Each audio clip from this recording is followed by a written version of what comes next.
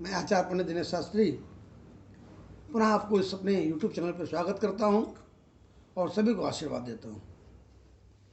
जैसा कि आजकल हम आपको कार्तिक के विषय में बता रहे हैं, तो कार्तिक का ये महीना जो है ये बीतने वाला है। आज है दशमी और कल से लगेगा भीषम पंचक।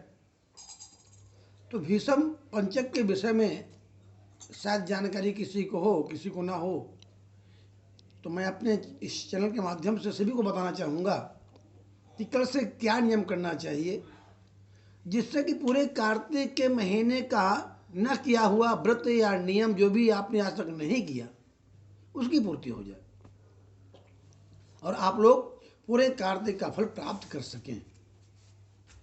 तो इस विषय में मैं आपको जानकारी दूंगा या आप लोग जैसा भी हो इस बात को ध्यान से सुने और समझें। भीषम पंचक किसे कहते हैं और इसका महत्व कब से विशेष रूप में माना जाने लगा, इस विषय में मैं आपको बताऊंगा। एक बार नारद जी ने ब्रह्मा जी से पूछा कि महाराज ये भीषम पंचक किसे कहते हैं और ये कब से इसका महत्व इतना हुआ कार्तिक महीने में। तो ब्रह्मा जी ने नारद जी को बताया कि सुनो, एक बार भगवान कृष्ण जब पांडवों के दूत बन करके कौरवों की सभा में गए और कौरवों की सभा में अपना प्रस्ताव रखा, उसके बाद पुनः जो है वो विदुर जी के पास है और विदुर जी के यहाँ आकर रहे। भीष्म पितामह उनके पास आए और भीष्म पितामह ने को देख करके विदुर जी और भगवान कृष्ण ने उनको प्रणाम किया, आदर किया, सत्कार किया और उत्तम स्थान में बैठाया। तो भीष्म पितामह ने कहा भगवान कृष्ण से कि प्रभु, हाथ जोड़ के खड़े हुए बोले, महाराज आप जगत के नियंता हैं, जगत के पालक हैं, संसार आपकी शक्ति से शक्तिमान है, चलायमान है और आप संसार की रक्षा करते हैं, संसार के मालिक हैं, ये मुझे पता है। पर मुझे एक बात समझ में नहीं आई कि आप इन पांडवों के दूत बन करके क्यों आए, इसका क्या महात्मा है, ऐसा क्यों आपने किया इनके साथ। भगवान ने कहा कि पितामह ये तो है गुप्त बात, लेकिन मैं आपको बता रहा हूं इनका दूत मैं क्यों बना। तो भगवान ने कहा कि उज्जैन के एक राजा थे, उनके 5 पुत्र थे, कवि, सुचि, दांत, हंस और दृढ़। 5 पुत्र थे और पांचों पुत्र संगीत में अत्यंत निपुण थे, संगीत कला में, गंधर्व विद्या में, नृत्य में, गायन में मधुर कंठ था इनका, नाचने में निपुण थे। तो इनको पता चला कि मधुपुरी के राजा सुवीर नृत्य और गायन के बड़े शौकीन हैं। तो 5 ब्राह्मण मधुपुरी में गए राजा सुवीर के यहाँ और राजा सुवीर के यहाँ गए तो उनको बाहर रोक दिया गया और अंदर जो है राजा की रानी थी जिसका नाम था कादम्बिनी, अत्यंत निपुण थी नाचने में, मधुर कंठ, किन्नरों जैसा उसका मधुर कंठ और नृत्य कर रही थी। अभी बाहर बैठे थे 5 और इन्होंने उस सुर और ताल को सुना बाहर से। तो इन 5 ब्राह्मणों ने एक सेवक को बुलाया और बोले, ये जो अंदर संगीत बज रहा है, जो नृत्य हो रहा है, ये बेसुरा हो रहा है, बीड़ा के तार ढीले हैं, ताल ठीक नहीं चल रही है, स्वर ठीक नहीं चल रहा, ये अशुद्ध नृत्य और गायन हो रहा है। इस संदेश को उस सेवक ने जाकर राजा से बताया। राजा ने 5 को बुलाया अपने पास और राजा बोला कि तुम लोग क्या जानते हो संगीत के विषय में। इन 5 ने अपनी अपनी विशेषता बताई और अपना स्वर भी, गायन भी पेश किया, राजा के सामने सुनाया। बड़ा अच्छा लगा। राजा की रानी जो कादम्बनी थी वो परम निपुण थी गायन और नृत्य में। तो वो मोहित हो गई पांचों के ऊपर, और उन पांचों को मोहित हो गए तो उनको गई और बोली, तुम लोग जो है अनंत तीर्थ नामक देवालय है यहाँ पे मथुरा के पास में, वहाँ पर उसने कहा कि तुम लोग वहाँ पर एक एक करके आओ और मुझे अपनी कला का प्रदर्शन करो, मेरे साथ नाचो, मेरे साथ गाओ। वो मोहित हो गए इनके नृत्य और गायन पे। तो उसने बुलाया, ये पांचों जो है एक एक करके गए। तो वहाँ पर उसी देवालय में एक ब्राह्मण जो है भगवान का परम भक्त था, वो पूजा कर रहा था।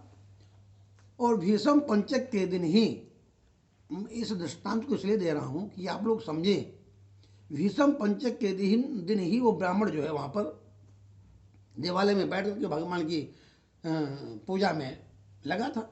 और भीषम पंचक का दिन था, पहला दिन जो कल आने वाला है।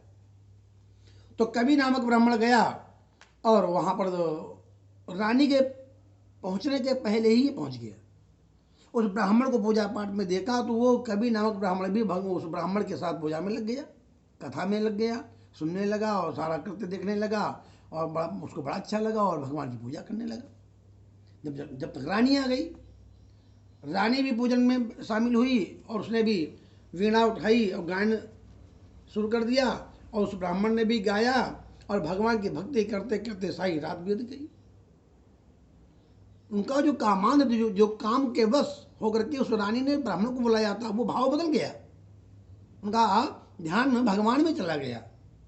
और उसके बाद फिर उस दिन, उस रात में पहले दिन उसने गोमय कहते हैं गोबर को, गाय के गोबर को, तो उस गाय के गोबर का आचमन किया। उस ब्राह्मण ने जो पूजा कर रहा था, उसके साथ साथ रानी ने भी पिया उसका गोमय को, और ब्राह्मण कवि ने भी पिया।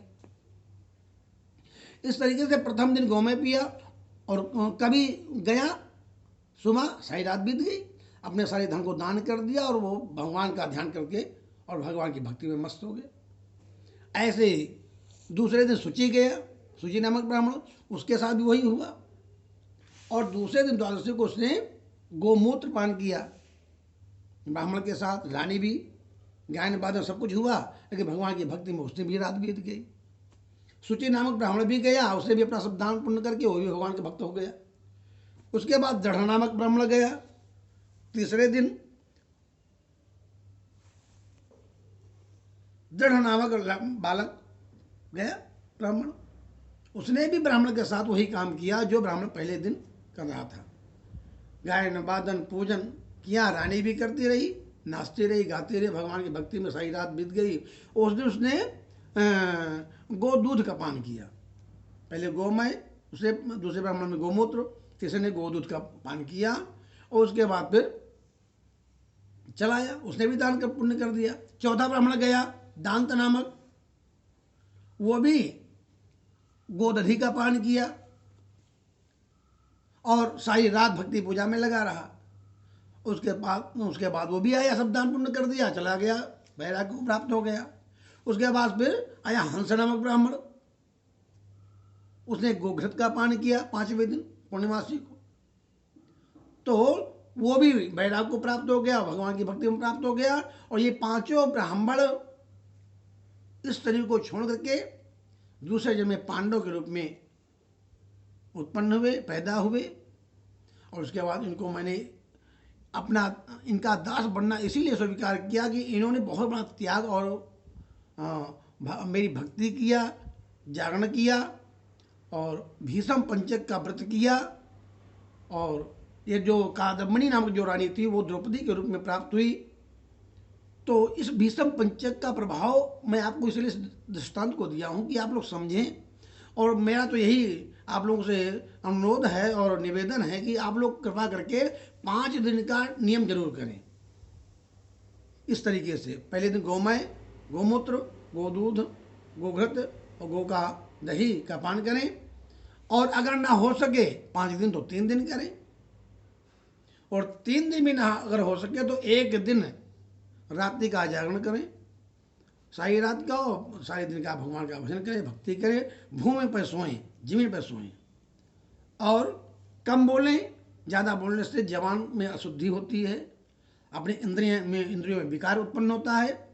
इसलिए हम आपसे यही अनुरोध करेंगे, यही कामना करेंगे, आप लोग हमारे से बताए हुए नियमों का पालन करके अपने जीवन को, अपने मन को, इंद्रियों को, बुद्धि को शुद्ध कर सकें, अपने जीवन को शुद्ध और सही रूप में अपने जीवन को चला सकें, अपने परिवार को चला सकें और भगवान की भक्ति को प्राप्त करके अंत में भगवान के धाम को प्राप्त हों, पुनः हमें न आना पड़े और भगवान ही हम बन जाएं, क्योंकि हम स्वयं में परमात्मा हैं और इसको मुझे साकार रूप में सबको बताना भी है और अपने आप को उस मार्ग पे ले भी जाना है। तो इस तरीके से मैं आप सबको नित्य प्रति इन बातों को बताना चाहूँगा, बताता रहूँगा। धर्मोपदेश की श्रृंखला को आगे बढ़ाते हुए एक बात मैं और बताऊँगा कि आपको अखंड दीपक जलाना है। अगर 5 दिन जला सको तो 5 दिन जलाओ, तिल के तेल का या घी का, और उसके साथ अगर न जला सको तो 3 दिन का जलाओ, नहीं तो फिर 1 दिन का 24 घंटे का दीपक जलाना जरूरी है।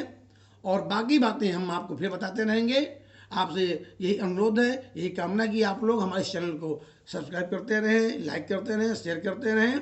और आपको कोई भी कर्मकांड, पूजा पाठ, गृह शांति और कथा, श्रीमद् भागवत कथा अथवा श्री राम कथा, कोई भी ऐसा धार्मिक कार्य अनुष्ठान करवाना चाहें तो आप हमारे से सेवा का अवसर में दे सकते हैं।